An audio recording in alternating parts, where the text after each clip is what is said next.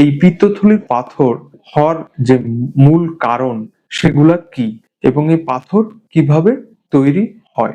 পাথর কিভাবে তৈরি হয় এটা জানার জন্য দুটি জিনিস আমাদের মাথায় রাখতে হবে।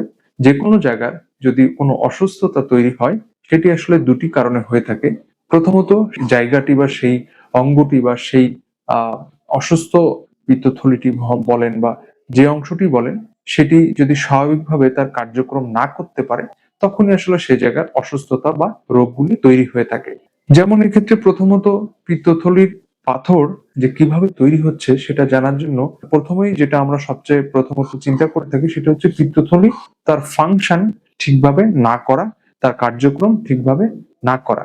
যদি পিত্তথলি তার ফাংশন সঠিকভাবে না করতে পারে, তার যদি কার্যক্রম ব্যাহত হয়ে থাকে, তাহলে দেখা যায় যে পিত্তথলির ভেতরে পিত্তরস গুলা জমে থাকবে।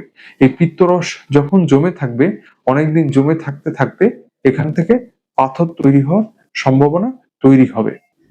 পিত্তরসের ভেতরে বিভিন্ন রকম পদার্থ, যেটা আমরা organic elements plus water, bile salt, বিভিন্ন রকম জিনিস থাকে।